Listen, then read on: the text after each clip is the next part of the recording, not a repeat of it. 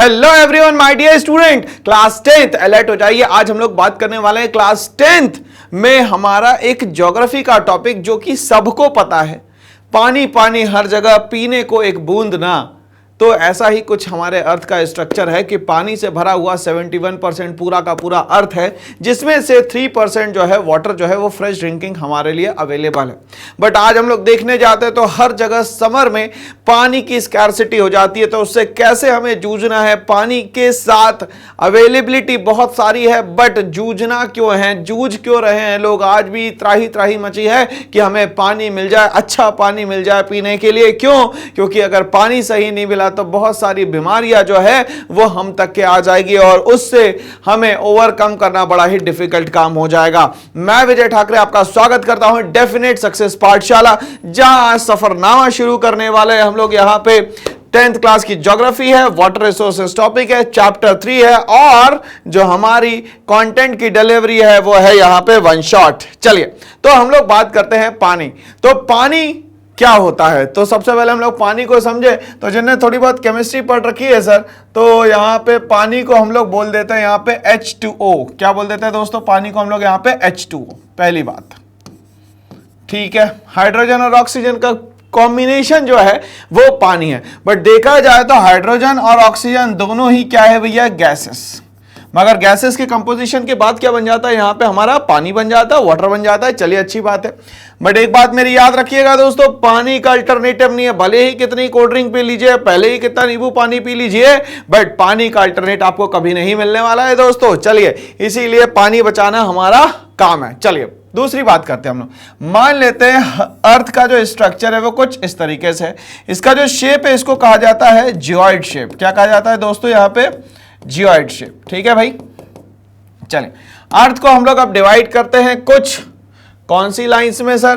तो इसकी जो लाइंस है उसको हम लोग बोलते हैं यहाँ पे इमेजिनरी लाइंस। ठीक है भाई। तो अर्थ को मैं यहां से 20 से डिवाइड करता हूं, उसके बाद मैं अलग अलग लाइंस बना रहा हूं। एग्जाम में ये सारी लाइंस आपके काम की होगी दोस्तों। चलिए अब यहां पे हम लोग देखते हैं कि ये जो लाइन है इसको क्या नाम देना है। तो ये जो पहली लाइन है ये हो गया आपका 0 डिग्री इमेजिनरी लाइन, जिसको हम लोग कहते हैं दोस्तों यहाँ पे इक्वेटर। चलिए दूसरी जो लाइन है उसको हम लोग कहते हैं 23.5 नॉर्दर्न हेमिस्फीयर, कहलाता है ट्रॉपिक ऑफ कैंसर। नीचे वाली जो लाइन है इसको हम लोग कहते हैं 23.5 साउथ सदर्न हेमिस्फीयर पे है, इसको हम लोग कहते हैं यहां पे ट्रॉपिक ऑफ कैप्रिकॉर्न। ठीक है भाई। चलिए इसके नीचे जो आ रही है उसको हम लोग बोलते हैं 66.5 साउथ में आएगी, सदर्न हेमिस्फीयर में आएगी, इसको हम लोग कहते हैं यहां पे अंटार्कटिक सर्कल।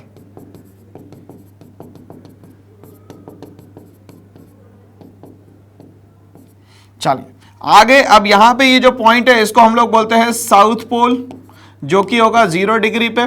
और यहां पे हम लोग देखते हैं कि ये जो एरिया है वो 66.5 नॉर्दर्न हेमिस्फीयर में है, जिसको हम लोग बोलते हैं यहां पे आर्कटिक सर्कल। और यहां पे जो पॉइंट है इसको हम लोग बोलते हैं नॉर्थ पोल, जो कि 0 डिग्री होता है। ठीक है भाई, यहां तक की कहानी क्लियर है क्या? आप ध्यान से समझिएगा मेरी बात को कि जो सन की रेज है वो मैक्सिमम टू मैक्सिमम ये ट्रॉपिक ऑफ कैंसर से लेकर ट्रॉपिक ऑफ कैप्रिकॉर्न के बीच में सबसे ज्यादा होती है। तो अर्थ का टिल्टेशन जो है वो लगभग 23.5 है। तो मैक्सिमम जो सनलाइट है और मैक्सिमम जो सन की हीट है वो यहां से यहां तक के ज्यादा पड़ने वाली है। क्यों पड़ने वाली है सर? यहां पे ध्यान से समझिएगा। मान लेते हैं ये वेस्ट साइड है और ये मान लेते हैं इसका ईस्ट साइड है।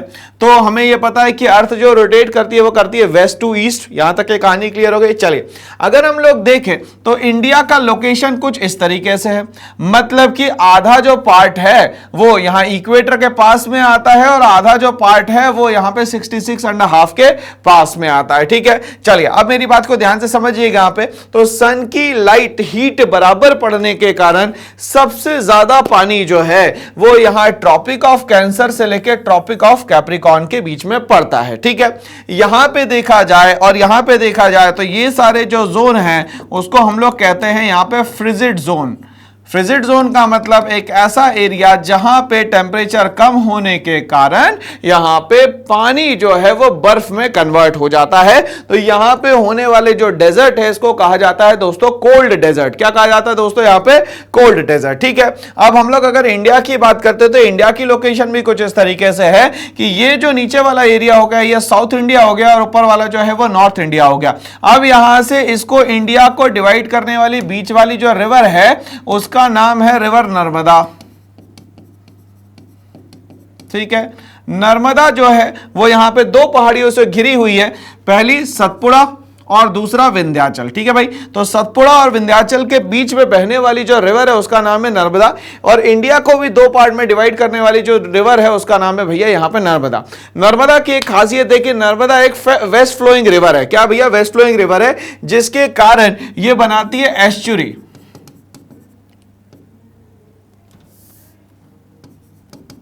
ठीक है भाई, अब ये एस्चुरी क्या होता है सर? यहां पे ये जो पानी बह रहा है, पानी बह रहा है मगर स्पीड कम होने के कारण ये पानी एकदम से नीचे गिर जाएगा और इस तरीके का जो स्ट्रक्चर बनेगा that is known as estuary. ठीक है, तो क्या सिर्फ नर्मदा बनाती है एस्चुरी? नहीं, नर्मदा के अलावा ताप्ती रिवर जो है वो भी यहां पे एस्चुरी बनाती है। ठीक है, और वेस्ट फ्लोइंग रिवर की बात करें तो तीसरी एक और रिवर निकल के आती है जिसका नाम है लूनी, बट अगर राजस्थान में ये खत्म हो जाती है तो दो रिवर जो है वेस्ट फ्लोइंग रिवर एस्चुरी बनाती है, उनका नाम है पहली नर्मदा और दूसरी कौन सी है दोस्तों? यहां पे ताप्ती। क्या यहां तक के कॉन्सेप्ट बिल्कुल एकदम क्लियर हो गया? ठीक है, अब ध्यान से समझते हैं हम लोग। अब हमारे यहां जो मॉनसून आता है वो सर आता है साउथ वेस्ट मॉनसून। क्या आता है सर? यहां पे साउथ वेस्ट मॉनसून। अब हम लोगों को यहां पे समझना है साउथ वेस्ट मॉनसून में, यहां पे ध्यान से समझिएगा, हवाएं जब आती है तो ये जो है ये इस तरफ मूव कर जाती है, तो इसको हम लोग बोलते हैं नॉर्थ ईस्ट डायरेक्शन का मूव। और इधर देखा जाए तो ये हो जाती है हमारी यहां पे,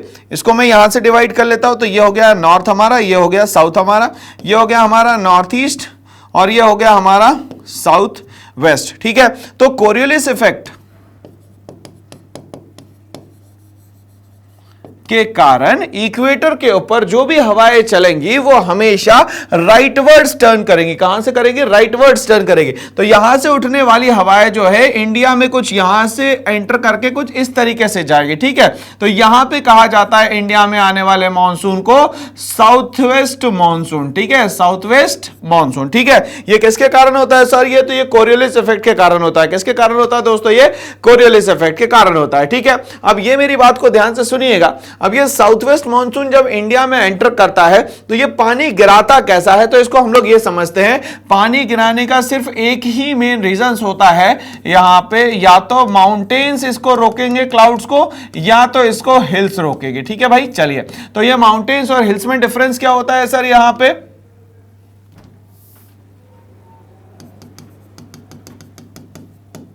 चलिए, तो माउंटेन्स और हिल्स में ये डिफरेंस है कि हिल्स जो है वो 900 मीटर से कम होती है और 900 मीटर के ऊपर जो है वो होता है माउंटेन।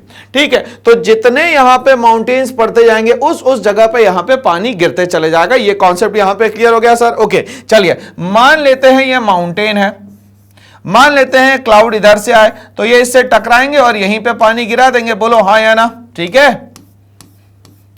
तो ये हवाओं के साइड वाला एरिया जहां पे क्लाउड्स लेके आएंगे और यहीं पानी गिरा देंगे, तो इसको हम लोग बोल सकते हैं यहां पे कौन सा एरिया सर? तो इसको हम लोग बोलेंगे यहां पे, देखिए अब ये यहां पे तो पानी गिर गया। ठीक है, तो हवाओं के कारण पानी गिरा तो इसको हम लोग बोलते हैं इसीलिए विंडवर्ड साइड, जहां पे अच्छा खासा पानी गिरता है। अब ये जो पीछे वाला साइड है उसको हम लोग बोल सकते हैं रेन डेफिसिट एरिया, क्योंकि यहां पानी नहीं गिरेगा।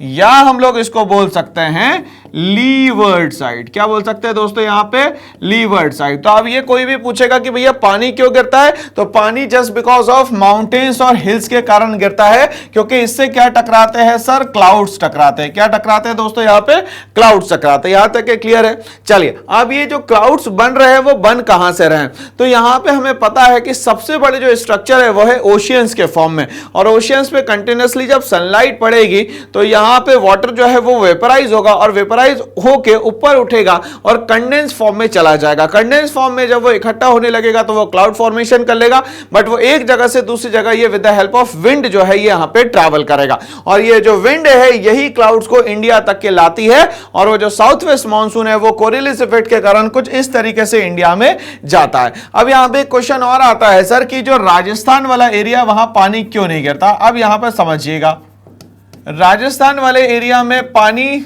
पूरी जगह पे नहीं गिरता, ऐसा नहीं होता। लगभग ये वाला जो एरिया है, ये वाला एरिया कहने का मतलब है कि राजस्थान और गुजरात के बीच में एक रेंज है जिसको हम लोग बोलते हैं अरावली रेंज, ठीक है। अब अरावली रेंज यहां पे क्या होती है, साउथ वेस्ट के कारण ये टकरा के पैरेलली इधर एंटर कर जाती है दिल्ली की तरफ, ठीक है। इसीलिए ये जो पीछे वाला एरिया है जिसको अभी हम लोगों ने नाम दिया था सर यहां पे रेन डेफिसिट एरिया या लीवर्ड साइड, इसीलिए पीछे तरफ पानी यहां पे नहीं गिर पाता। और राजस्थान में जो एरिया है उसको हम लोग बोलते हैं यहां पे hot desert, which is also known as, क्या बोलते हैं हॉट डेजर्ट को, ध्यान से समझिएगा, थार डेजर्ट। क्या बोलते हैं, थार डेजर्ट। तो पूरे राजस्थान में पानी नहीं गिरता ये कोई नहीं बोल सकता। पानी क्यों नहीं गिरता, तो अरावली रेंज जो है यहां पे पैरेलल रेंज है, इसी के कारण कहीं ना कहीं राजस्थान का जो बैक साइड है, लीवर्ड साइड है, वहां पे पानी नहीं गिरता, ठीक है भाई। तो पानी का कंपोजिशन तो हमें यहां पे समझ में आ गया। हमें यह पता है कि पूरी अर्थ पे 71% पानी है, जिसमें से 3% जो है फ्रेश वाटर आज हमारे पास अवेलेबल है, जो कि अलग अलग स्ट्रक्चर्स के फॉर्म में हम लोग को देखने को मिलता है। फॉर एग्जांपल यहां पे हम लोग ग्लेशियर्स के फॉर्म में वाटर को देख सकते हैं, यहां हम लोग स्नो के फॉर्म में देख सकते हैं, हम लोग स्लीट के फॉर्म में देख सकते हैं, हम लोग रिवर्स के फॉर्म में वाटर देख सकते हैं, ठीक है, हम लोग डैम के फॉर्म में वाटर देख सकते हैं, हम लोग रिजर्वायर्स के फॉर्म में वाटर देख सकते हैं। तो ये अलग अलग स्ट्रक्चर है, मगर सारे एंटायरली स्ट्रक्चर जो है वो कहीं ना कहीं इंडिया में मॉनसून पे डिपेंडेंट है। अगर मॉनसून आएगा तो अच्छा खासा पानी मिल जाएगा, अगर मॉनसून नहीं आया तो यहां पे अच्छा खासा पानी नहीं मिल पाएगा। अब हम लोग वो डेट्स की बात कर लेते हैं दोस्तों, यहां पे जिस समय पे सनलाइट जो है वो सबसे ज्यादा यहां पे पड़ने वाली है, ठीक है ना। चलिए, तो सनलाइट जो है सितंबर और मार्च में सबसे ज्यादा होगी इक्वेटर पे। अगर हम लोग बात करते हैं इंडिया की तो जून में सबसे ज्यादा लाइट होगी किसमें, ट्रॉपिक ऑफ कैंसर पे। और अगर हम लोग बात कर ले दिसंबर में, तो दिसंबर में सबसे ज्यादा लाइट होगी ट्रॉपिक ऑफ कैप्रिकॉर्न पे। तो ट्रॉपिक ऑफ कैप्रिकॉर्न पे आज जितनी भी कंट्रीज होगी, अभी हमारा जस्ट दिसंबर गया है तो अभी हम लोग जनवरी फील कर रहे हैं, तो 22 दिसंबर को यहां पे सबसे ज्यादा गर्म एरिया होगा, क्योंकि सन की सीधी लाइट जो है वो कब पड़ रही होगी, कहां पे पड़ रही होगी सर, तो ट्रॉपिक ऑफ कैप्रिकॉर्न पे पड़ रही होगी। इसीलिए आज यहां पे देखा जाए तो ट्रॉपिक ऑफ कैप्रिकॉर्न पे 22 दिसंबर को सबसे बड़ा दिन होगा, और बड़ा दिन होने के साथ यहां गर्मी ज्यादा होगी। बट यहीं पे अगर ट्रॉपिक ऑफ कैप्रिकॉर्न की कैंसर की बात करें तो यहां पे क्या हो जाएगा, सबसे ठंडा दिन हो जाएगा, क्योंकि सन की लाइट जो है वो बहुत ही कम यहां पे पहुंच पा रही है।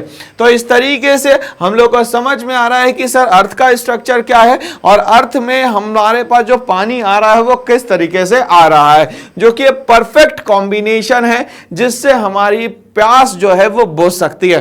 तो ये कहानी तो ये यहां पे समझ में आ गई होगी कि भैया चैप्टर में क्या बोला गया है।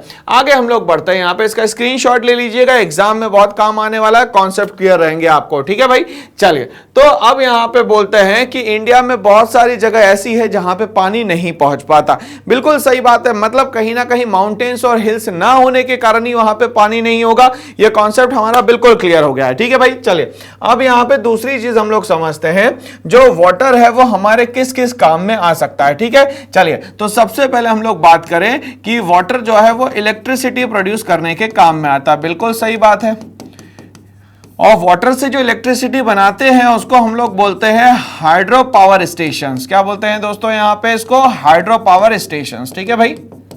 चलिए, अब ध्यान से समझिएगा, इस हाइड्रो पावर स्टेशन की जो एक यूनिट है इसको कहा जाता है दोस्तों यहां पे एनएचपीसी। क्या कहा जाता है, एनएचपीसी। अब ये सर एनएचपीसी क्या है, इसको हम लोग समझते हैं नेशनल हाइड्रो पावर कॉरपोरेशन, ठीक है भाई। यहां तक के कॉन्सेप्ट क्लियर है, एनएचपीसी, ठीक है। अब ये एनएचपीसी करता क्या है, इसको ध्यान से हम लोग समझते हैं। फॉर एग्जांपल कि हम लोगों ने एक स्ट्रक्चर बनाया यहां पे, ये डैम का, ठीक है। इस डैम पे यहां पे हम लोगों ने गेट लगाया, ठीक है। इन गेट्स को कहा जाता है स्लूज गेट्स, ठीक है, ये इलेक्ट्रॉनिक तरीके से जब भी यहाँ पे ज्यादा पानी हो जाता है तो इस गेट को धीरे धीरे करके खोला जाता है। ठीक है भाई, चलिए अब यहाँ पे ये स्लूइस गेट्स किस पे बनाए जाएंगे, तो सर कोई ना कोई रिवर होगी। ठीक है, फॉर एग्जाम्पल हम लोग बड़ी रिवर्स की बात करें तो इंडस पे बना सकते हैं। फॉर एग्जाम्पल हम लोग यहाँ पे इस पे गंगा पे बना सकते हैं, जहां पे पानी अच्छा खासा होता है वहीं पे डैम्स हमेशा बनेंगे। ठीक है भाई, चलिए तो यहाँ पे पानी तो इकट्ठा हो गया सर, अब ये पानी जो है यहाँ पे नीचे गिराया जाएगा। ठीक है, इसको हम लोग मान लेते हैं अपनी टरबाइन। ठीक है भाई, अब यहां से पानी जो है ये टरबाइन पे गिराया जाएगा। ठीक है भाई, टरबाइन पे पानी गिरा, टरबाइन चलेगी क्योंकि फोर्स ज्यादा है, तो टरबाइन क्या करेगी, जनरेट करेगी कहीं ना कहीं एनर्जी, और यही एनर्जी जो है स्टोर करके हम लोग पहुंचाएंगे इलेक्ट्रिसिटी के फॉर्म में। बट यहां पे सर ये जो एक्सेस वाटर निकल गया वो कहां जाएगा, तो ये जो एक्सेस वाटर है वो कहीं ना कहीं हमारे इरिगेशन में काम आएगा with the help of canals. ठीक है, चले तो अब यहां पे ऐसी रिवर्स जिस पे इलेक्ट्रिसिटी जनरेशन भी हो रहा है और यहां पे वो कैनाल्स भी बना के यहां पे इरिगेशन फैसिलिटी दे रहे हैं, तो ऐसी रिवर पे जो प्रोजेक्ट बनाए जाते हैं उनको बोला जाता है मल्टीपर्पस रिवर वैली प्रोजेक्ट।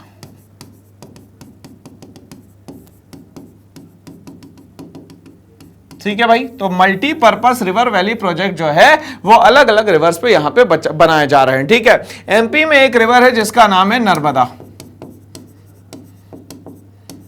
ठीक है, ये नर्मदा कहां से निकलती है पहले हम लोग ये समझ लेते हैं। तो नर्मदा जो है वो अमरकंटक से निकलती है। ठीक है, अमरकंटक की जाना पावा हिल्स से ये निकलती है। ठीक है भाई, चलिए जब ये निकलती है तो बहुत ड्रॉप ड्रॉप ड्रॉप ड्रॉप के तरीके से निकलती है, मगर ये कंटिन्यूअसली क्या होता है, ये फ्लो होती रहती है, इसलिए आगे चल के एक बहुत बड़ा रूप ले लेती है जिसको हम लोग कहते हैं यहां पे रिवर। ठीक है भाई, चलिए तो ये निकलती कहां से है, एमपी से। ठीक है भाई, एमपी से ये आगे बढ़ती है, कुछ एरिया थोड़ा बहुत महाराष्ट्र का भी कवर करती है, और ये फाइनली जो है ये कहां चले जाती है सर, गुजरात में चले जाती है। ठीक है, ओके, तो गुजरात में ये जाके गिरेगी गल्फ ऑफ खंबात में। ठीक है, ओके, जहां पे कम एरिया में पानी गिरे, कम एरिया का पानी हो उसको हम लोग बोलते हैं यहां पे गल्फ, जहां पे ज्यादा पानी गिरे उसको हम लोग बोलते हैं बे। तो हमारे पास इधर राइट हैंड साइड में क्या है दोस्तों, बे ऑफ बंगाल।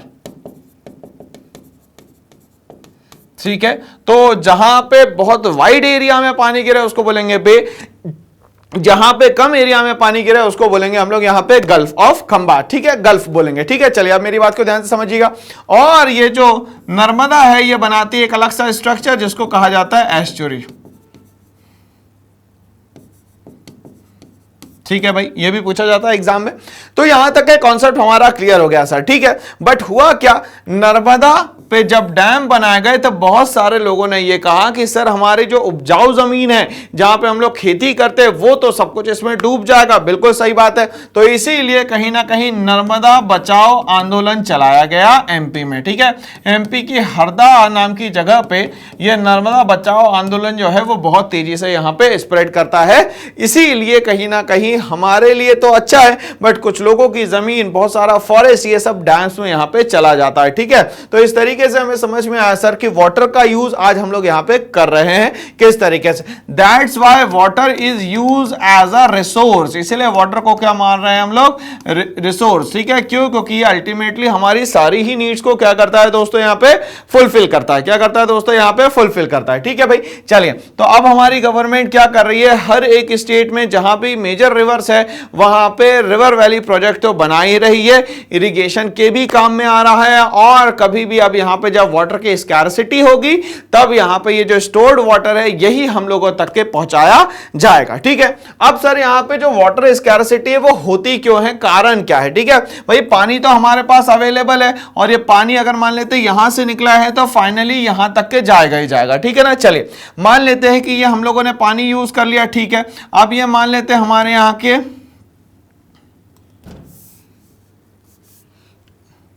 जो सीवेज वाटर है या तो वेस्ट वाटर है,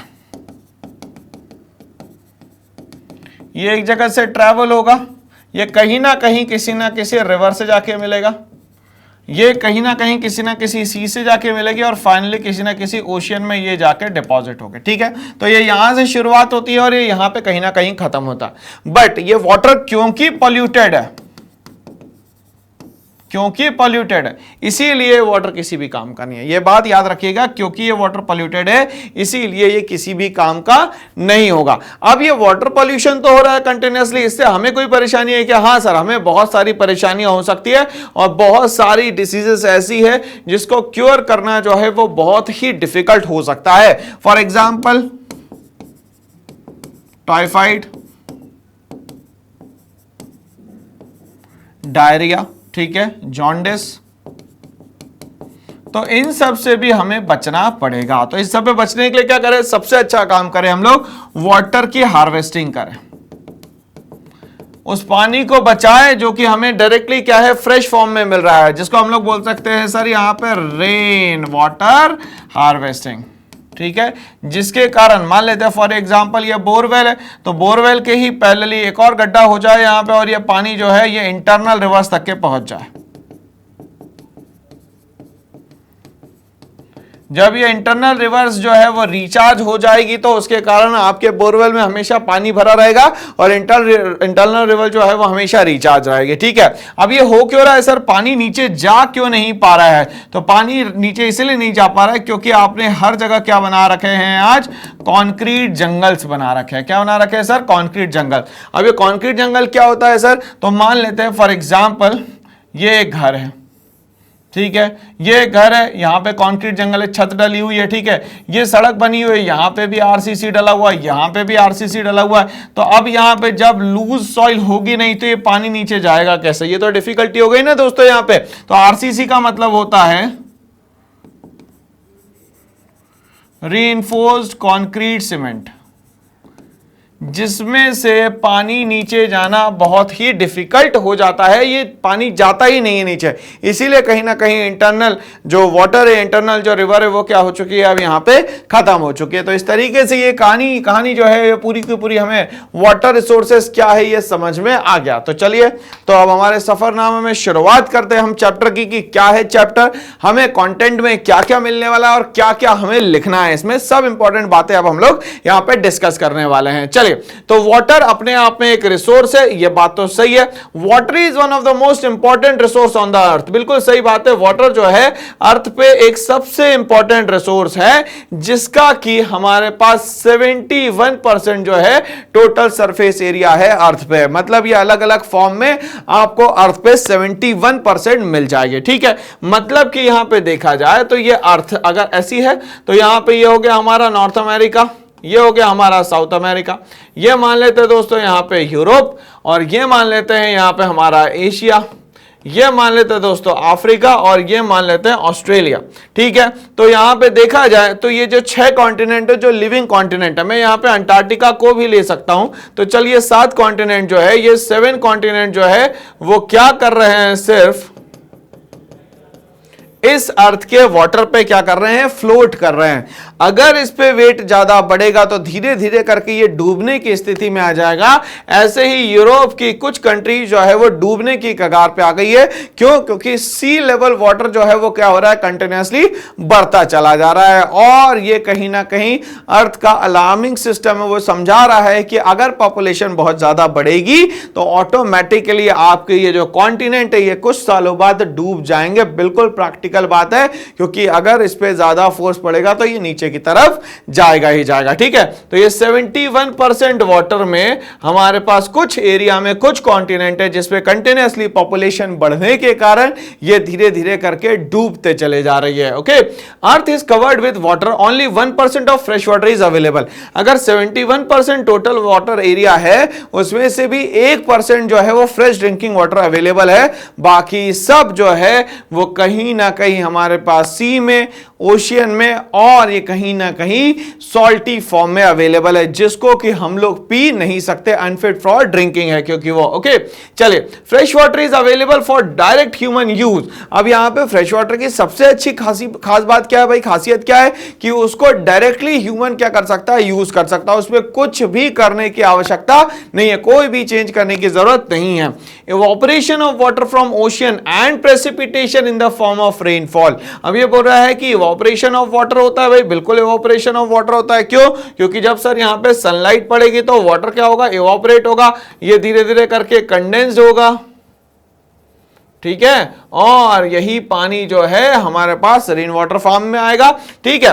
and precipitation in the form of rainfall. Precipitate का मतलब क्या होता है, बहुत तेजी से वाटर का वेपर्स में कन्वर्ट हो जाना और उधर ही पानी गिर जाना, इसको हम लोग प्रेसिपिटेशन कहते हैं। तो इंडिया के जो कोस्टल एरिया है यहां पे पानी बहुत ज्यादा कभी भी गिर जाता है, जिसके कारण यहां पे क्या हो जाती है दोस्तों, ह्यूमिडिटी बहुत ज्यादा हो जाती है। तो सदर्न इंडिया में क्या होता है, हमारे पास महाराष्ट्र से लेके इधर अगर हम लोग उड़ीसा नीचे चले जाए तो ह्यूमिडिटी बहुत ज्यादा होती है, just because of the precipitation. किसके कारण बहुत ज्यादा होती है दोस्तों, यहां पे प्रेसिपिटेशन के कारण, ठीक है। Of the water cycle ensures. अब ये वाटर साइकिल क्या है भाई, तो ये कंटिन्यूअसली प्रोसेस चलता रहेगा, सनलाइट पड़ेगी, वाटर इवापोरेट होगा, कंडेंस्ड होगा, क्लाउड बनेंगे, पानी गिरेगा, ये साइकिल जो है वो हमेशा चलती रहेगी। Ensures the continuous availability of the fresh water। अब यही वाटर साइकिल के कारण आज हमारे पास फ्रेश ड्रिंकिंग वाटर अवेलेबल है। अगर ये वाटर साइकिल कहीं स्टॉप हो जाती तो आज हमारे पास फ्रेश ड्रिंकिंग वाटर अवेलेबल नहीं होता। इस तरीके से समझ में आया कि वाटर जो है अपने आप में रिसोर्स है और उसका कोई हमारे पास आज भी अल्टरनेटिव दोस्तों नहीं अवेलेबल है। चलिए आगे बढ़ते हैं।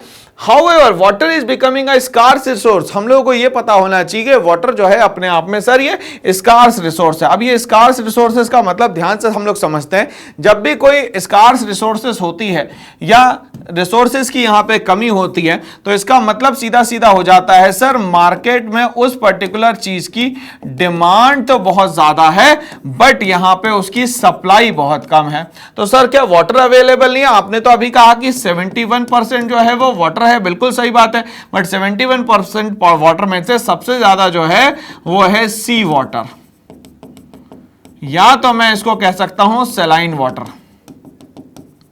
अब सर क्या इसको चेंज नहीं कर सकते हम लोग? मतलब इसमें क्या ज्यादा है सर, यहां पे NaCl ज्यादा है, ठीक है, यहां तक के ठीक है, सोडियम क्लोराइड बहुत ज्यादा है। ओके, अब यहां पे ये पानी में ये आया कहां से, सी वाटर कहां पे आया? तो आपको ये पता होना चाहिए अगर 71% अगर वाटर है मतलब सबसे ज्यादा लाइफ जो है वो किसमें होगी भाई? तो वो होगी सर यहां पे सी और ओशियन में। तो यहां पे मैराइन एनिमल सबसे ज्यादा होंगे। तो ये जो मैराइन्स एनिमल्स है, ठीक है, ये जो मैराइन्स एनिमल्स है इनकी बॉडी में जो सॉल्ट है इनके डेड होने के बाद कहां जाएगा? तो डेड होने के बाद कहीं ना कहीं ये किस में मिल जाएगा भैया? सी वाटर में मिल जाएगा। इसीलिए जो सॉल्ट का परसेंटेज है इसमें बहुत ज्यादा है। यहां तक के कॉन्सेप्ट क्लियर हो गया क्या दोस्तों? चलिए दूसरा, अब हमें करना क्या पड़ेगा सर? तो ये जो हमारे पास रिसोर्सेस है उसका एलोकेशन जो है वो सही से करना पड़ेगा। और तीसरा, हमारे पास अगर रिसोर्सेस है तो उसका मैक्सिमम यूटिलाइजेशन करना पड़ेगा। मतलब सर यहां पे मिनिमम वेस्टेज होना चाहिए और मिनिमम वेस्टेज के साथ मैक्सिमम जो है वो यहां पे आउटपुट होना चाहिए सर, ठीक है भाई। तो यहां तक के कॉन्सेप्ट क्लियर हो गया क्या? चलिए, तो यहां पे ये जो वाटर है जो हमारे पास एक स्केर्स रिसोर्सेस है, कमी है इस पानी की, तो इसको हम लोगों को कहीं ना कहीं प्रॉपर्ली क्या करना पड़ेगा? यूज करना पड़ेगा। अगर प्रॉपर्ली यूज नहीं करेंगे तो ये मिलेगा तो, मगर फ्रेश ड्रिंकिंग वाटर नहीं मिलेगा, सिर्फ वाटर मिलेगा जो कि आपके डे टू डे लाइफ में किसी भी तरीके से इस्तेमाल नहीं किया जा सकता है। तो ये जो कॉन्सेप्ट है ये बहुत इंपॉर्टेंट है दोस्तों, और हमें समझ में आ गया कि वाटर जो है अल्टीमेटली एक बहुत बड़ा रिसोर्स है जिसके बिना लाइफ का सर्वाइवल जो है वो बहुत ही डिफिकल्ट है। Okay, India is facing an acute shortage of water supply. धीरे धीरे करके हमारे यहाँ वाटर सप्लाई जो है उसकी शॉर्टेज होती चली जा रही है। हमारी सरकार ने तो अभी बहुत अच्छा एक नियम भी निकाला है, हर घर नल, ये योजना निकाली गई है कि जितने भी घर है पूरे इंडिया में उनके हर घर में एक नल की सुविधा देंगे। वो कैसे देंगे? तो वो डैम्स उसमें पानी इकट्ठा करके वैसे तरीके से पहुंचाया जाएगा। India receives about 4% of the global precipitation and rank 133 in the world. अब ये ग्लोबल प्रेसिपिटेशन इंडेक्स बनाने का काम कौन करता है दोस्तों, ये तो हमें पता होना चाहिए। तो जैक्सा और नेक्सा, जैक्सा और नासा, नक्शा मैं इसलिए बोल रहा हूं कि याद हो जाता है, ठीक है ना। तो जैक्सा और नासा जो है दोनों मिलकर ये ग्लोबल प्रेसिपिटेशन इंडेक्स यहां पे बनाती है और ये बताती है कि कितना परसेंटेज ऑफ रेनफॉल जो है वो हमारे पास अवेलेबल है। तो इंडिया का देखा जाए तो यहां पे 4% ग्लोबल प्रेसिपिटेशन और 133rd रैंक है, ये हमें याद रखना है। इसका जो डेटा है वो एनालाइज करके कौन देता है, तो जैक्सा और नेक्सा यहां पे देती है। In the world in terms of availability of water पर पर्सन इन अ ईयर, एक साल के अंदर एक व्यक्ति को कितना पानी लगता है, तो एवरेज अगर मैं बताऊं तो लगभग 60 से 80 लीटर के बीच में एक इंसान को दिन भर में पानी की आवश्यकता होती है। क्यों? क्योंकि बिना पानी के कोई भी काम यहां पे नहीं किया जा सकता दोस्तों। तो यहां तक के कहानी क्लियर हो गई है भाई, मेरे ख्याल से स्क्रीनशॉट आप लोगों ने यहां पे ले लिया होगा। तो यहां पे हम लोगों को समझ में आएगा कि reason for scarcity of water in India, क्या कारण है जिससे हम लोग ये पता लगाए कि भाई पानी जो है जिसका 71% अर्थ पे अवेलेबल है वो भी हमारे पास जो है अभी कम है। तो यहां जब हम लोग स्कैर्सिटी की बात करते हैं तो पानी जो है वो बहुत ज्यादा स्केयर है, बट हम लोग पानी की अगर बात करें, वाटर की अगर बात करें तो ये 70% अवेलेबल होने के बाद, 31% फ्रेश ड्रिंकिंग वाटर अवेलेबल होने के बाद भी यहां पे स्कैर्सिटी आ जाती है। उसके क्या क्या रीजंस हो सकते हैं, क्या क्या एस्पेक्ट्स हो सकते हैं, वो हम लोगों को यहां पे सोचना पड़ेगा। चलिए, the following reasons can be attributed to the scarcity of water in India. क्या कारण है जिसके कारण इंडिया में यहां पे कंटिन्यूअसली स्कैर्सिटी जो है वो बढ़ती चली जा रही है। तो सबसे पहला जो रीजन निकल के आता है, लार्ज एंड ग्रोइंग पॉपुलेशन। अब ये लार्ज एंड ग्रोइंग पॉपुलेशन को हम लोग बोलते हैं दोस्तों यहां पे पॉपुलेशन एक्सप्लोजन। आई रिपीट, इसको बोलते हैं हम लोग पॉपुलेशन एक्सप्लोजन। अब ये एक्सप्लोजन क्यों बोल रहा हूं भाई यहां पे, क्यों? क्योंकि ये अनकंट्रोलेबल है, कहीं से किसी भी तरीके से कंट्रोल नहीं हो पा रही है। तो इंडिया की लगभग पॉपुलेशन हम लोग बात करें तो 140 करोड़ प्लस हो चुकी है भाई, ठीक है। चलिए, in scarcity of water resources in the country, और हमें पता है कि एक पर्सन को एवरेज जो है वो 60 to 80 लीटर वाटर तो चाहिए चाहिए, इसके बिना काम नहीं चल पाता यहां पे, ठीक है दोस्तों।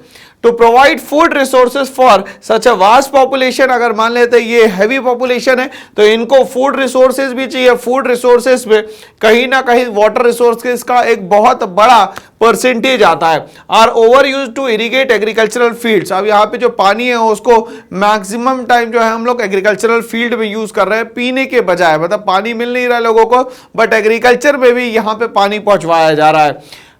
Indiscriminate use of wells and tube wells has led to a considerable decline in the water table। मतलब जितनी जरूरत है उससे ज्यादा इस्तेमाल किया जा रहा है, इसीलिए भी कहीं ना कहीं ये वाटर रिसोर्सेज जो है डिप्लीशन की कंडीशन में आ चुके हैं। बट अगर हम लोग इसको बचाएंगे तो हो सकता है कि सब चीजें बढ़िया हो जाए। ओके, चलिए आगे बढ़ते हैं हम लोग यहाँ पे। The establishment of various industries has resulted in the further exploitation of the water resources.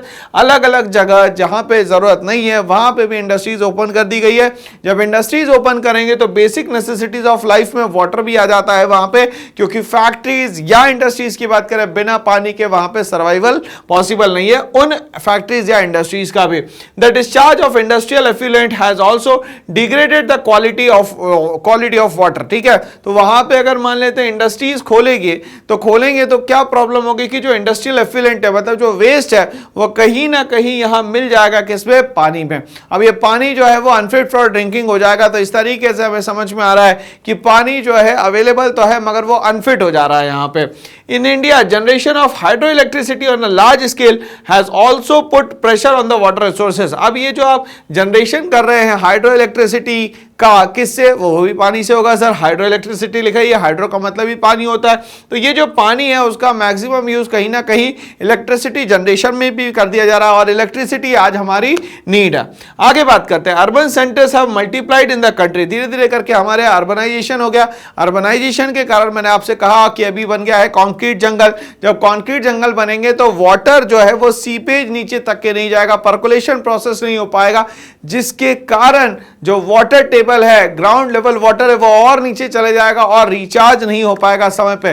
जब रिचार्ज नहीं हो पाएगा समय पे तो ये हमारे लिए एक बहुत बड़ा मुद्दा बन जाएगा। ओके, आगे बात करते हैं। Many houses and housing societies have their own independent boring devices. उन लोगों ने खुद क्या, क्योंकि उनके पास अच्छा खासा पैसा था तो उन्हें बोरिंग खुद करवा रखी है, तो जितना लगता है उतना पानी वो वहां जमीन से निकाल लेता है।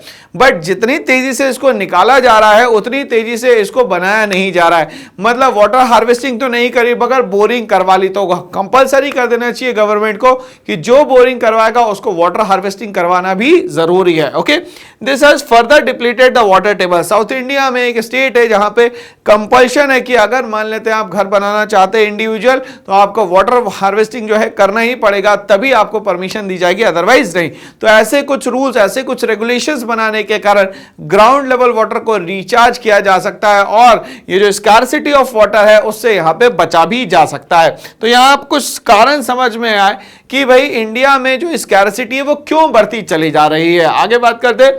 इन इंडिया मेनी प्लेसेस और रीजन में have sufficient water resources but still suffer from the water scarcity. एक समय पे उनके पास पानी बहुत सारा रहता है बट जरूरत जब पड़ती है तब ये पानी अपने आप पता नहीं कहां से डिप्लीट हो जाता है, कम पड़ जाता है, तो उनको कहीं ना कहीं से मंगवाना पड़ता है या उनको कुछ ना कुछ ऐसे मेजर्स करने पड़ते हैं जिससे पानी उनके पास लॉन्ग लास्टिंग बचा रहा है। दिस में because of the deterioration in the quality of the drinking water. क्यों? क्योंकि इंडस्ट्रीज ओपन है और उस इंडस्ट्रीज का जो भी एफिलिएंट वेस्ट है वो कहीं ना कहीं ग्राउंड लेवल तक के भी जाएगा, तो वो जो वाटर है, जो पीने लायक पानी था, जो फिट था ड्रिंकिंग के लिए, मगर वो हो चुका है अब अनफिट। तो यहां पे पानी अवेलेबल होने के बाद भी उस पानी का हम लोग प्रॉपर्ली इस्तेमाल नहीं कर पा रहे हैं। Disposal of household and industrial waste and the use of the insecticides and pesticide. अगर हम लोग देखें इंसेक्टिसाइड और पेस्टिसाइड कहीं ना कहीं वो जो वाटर रनिंग हो रहा है उसके साथ कहीं ना कहीं सी या ओशियन में जाएगा, जिसके कारण वहां के जो मैराइन एनिमल्स है वो भी यहां पे डेड हो सकते हैं। और उसी पानी को अगर हम लोगों ने यूज किया तो वो एफिलिएंट मिक्स्ड वाटर जो है वो हमारी बॉडी में जाएगा, जिसके कारण हमें भी बहुत सारी डिसीजेस को फेस करना पड़ेगा। दोस्तों, इन एग्रीकल्चर में result in worsening of the quality of water, यही सारे रीजन है जिसके कारण हमारी जो वाटर की जो हम लोग बोलना चाहिए कि वाटर की जो ताकत थी, वाटर की जो एफिशिएंसी थी वो डिग्रेड होती चली जा रही है और हम लोगों को अनफिट वाटर पे क्या होना रह रहा है भाई, डिपेंडेंट होना रह रहा है। ठीक है भाई, चलिए आगे बढ़ते हैं। हम लोग बात करते हैं मल्टीपर्पस रिवर वैली प्रोजेक्ट की। तो जैसा मैंने कहा कि रिवर जो है अपने आप में लाइफलाइन होती है और हमें पता है कि मेजर रिवर की अगर हम लोग बात करें यहाँ पे इंडिया में तो बहुत सारी मेजर रिवर है हमारे पास। चलिए हम लोग देख लेते हैं, कुछ मेजर रिवर की बात करेंगे हम लोग। फॉर एग्जाम्पल यहां से हम लोग ये 3 रिवर्स को डिवाइड कर देते हैं। ये हमारे लिए हो गई दोस्तों यहां पे इंडस, ये हो गई सर यहां पे गंगा, ये हो गई यहां पे ब्रह्मपुत्रा। ठीक है भाई, यहां से हम लोग ले लेते हैं नर्मदा, फिर यहां पे ये हम लोग ले लेते हैं Tapti.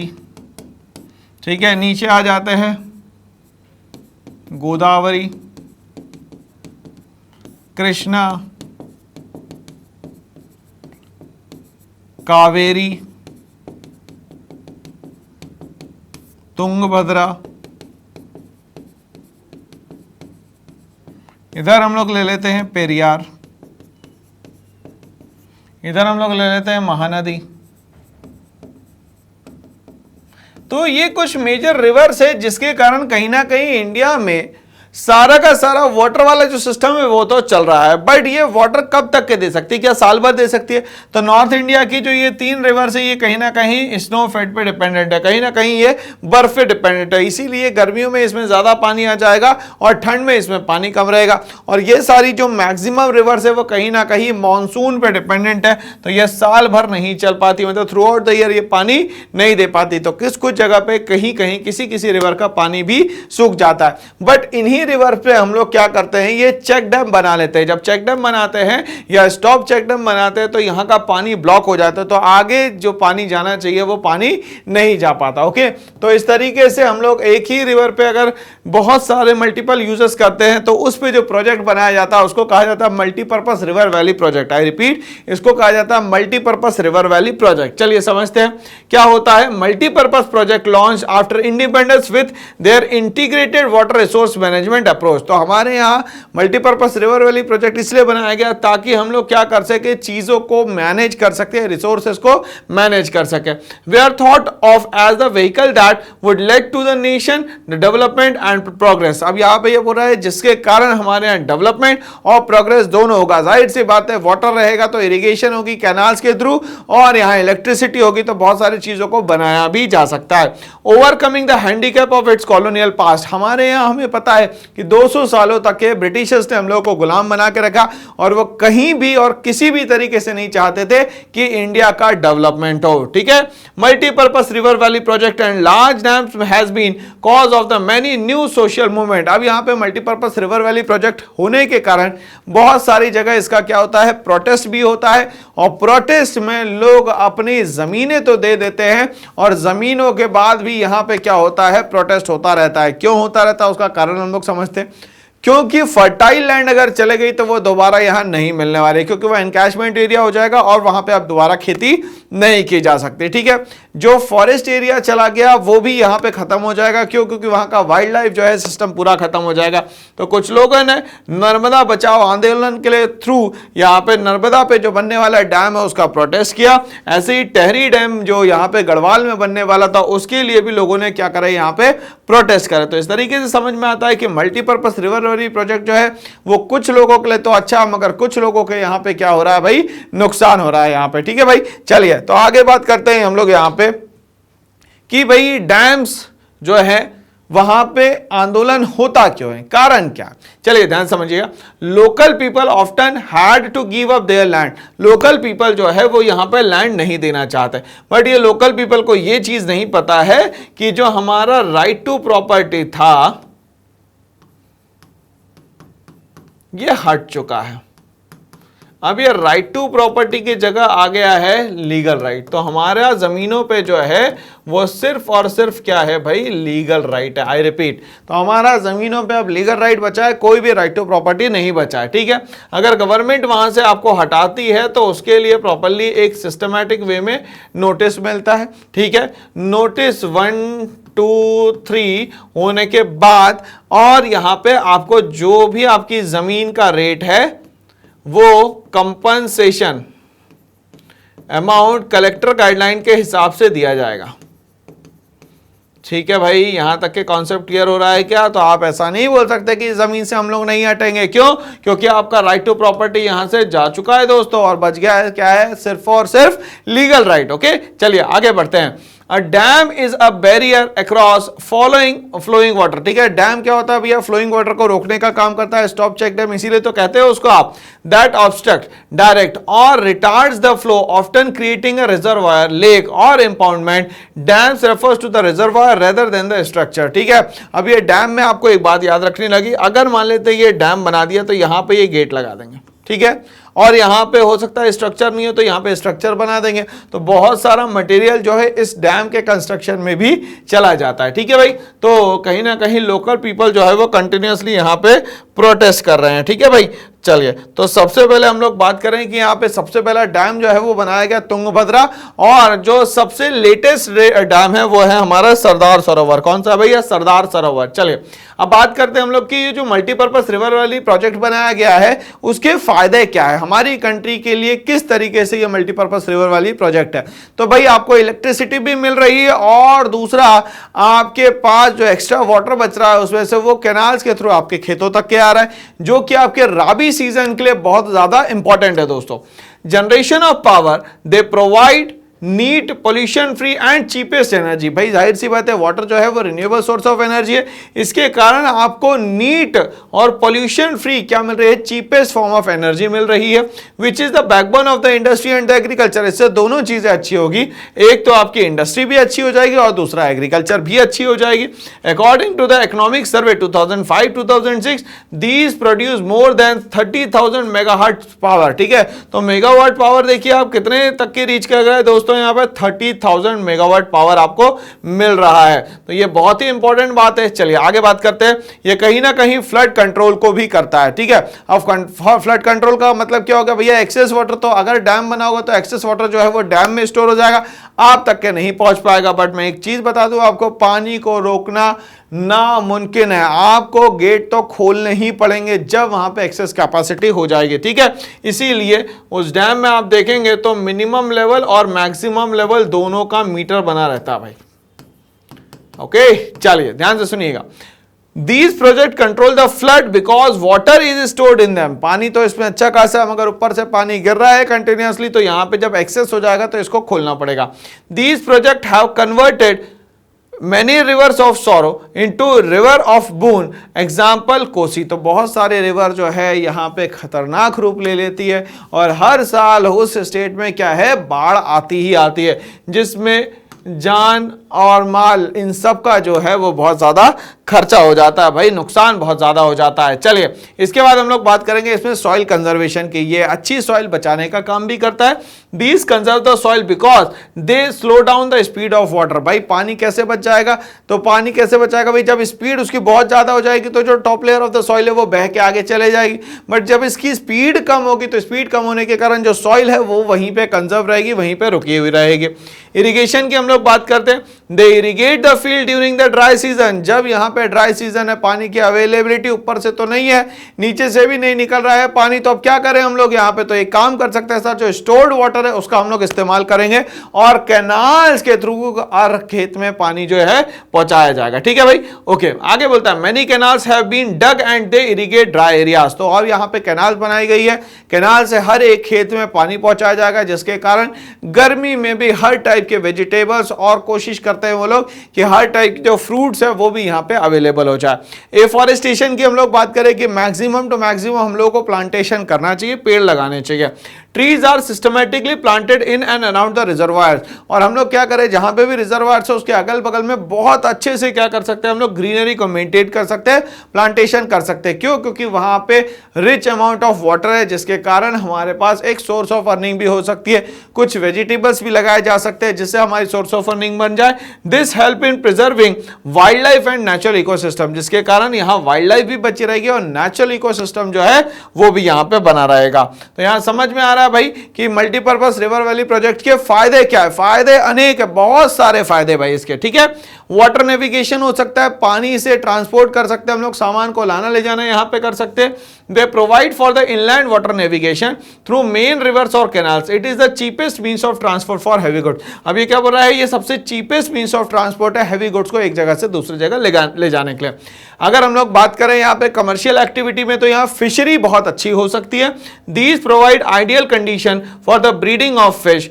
Chosen varieties of fish are allowed to grow. ठीक है, अब यहाँ पे अलग अलग तरीके से अलग अलग फिशेस को भी क्या करा जा सकता है भैया, ब्रीड किया जा सकता है। टूरिस्ट सेंटर बन सकता है आगे चल के, यहाँ बहुत सारे लोग आएंगे क्योंकि आपने ग्रीनरी मेंटेन कर रखी है, आपने ऑर्गेनिक फूड अवेलेबल करवा के रखा है, कैटल रियरिंग भी वहीं चल रही है। तो इन तरीके से सारी सिस्टमैटिक वे में होने के कारण लोग वहां पे अट्रैक्ट होंगे और टूरिज्म सेंटर भी उस जगह को बनाया जा सकता है। These projects are well cared and are scientifically developed। ठीक है, इसको well cared मतलब अच्छे से संभाला भी जा सकता है और scientifically develop भी किया जा सकता है, बताया जा सकता है कि इसके क्या क्या फायदे हैं। So these become the center of tourist attraction। इसीलिए टूरिस्ट अट्रैक्शन की प्लेस भी बन सकती है, मतलब इसका कमर्शियल यूज भी किया जा सकता है। अब हम लोग बात कर सकते हैं फायदे जब अनेक है तो कहीं ना कहीं नुकसान भी होंगे, और उन नुकसान में एक बात आ रही है, negative impact of building big dams. अगर मान लेते बड़े बड़े डैम्स बना दिए तो बहुत सारा एरिया सबमर्ज हो जाएगा उन डैम्स में, और वहां की जो प्रोडक्टिविटी होगी उन एरियाज की वो खत्म हो जाएगी दोस्तों। वो भले ही प्लांट हो या भले ही कल्टीवेटेड एरिया या फर्टाइल सॉइल हो।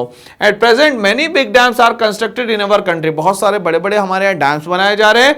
दे are called as the multipurpose river valley project, इसलिए उसको कहा जाता है मल्टीपर्पज डैम्स या multipurpose project.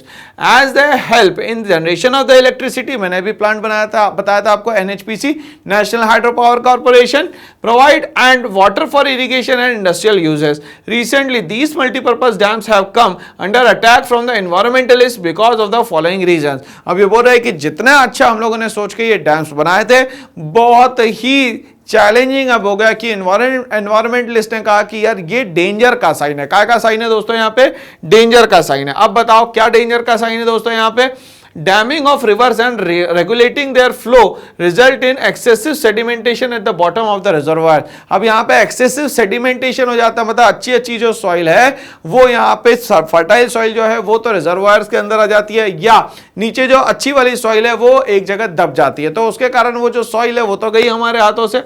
This may hamper aquatic life and their migration to other water bodies. अब वो वहीं रहते क्या होने लगता है, उनका माइग्रेशन नहीं हो पाता, आना जाना नहीं हो पाता, जिसके कारण एक्वाटिक लाइफ जो है वो कंटिन्यूअसली सफर करती है।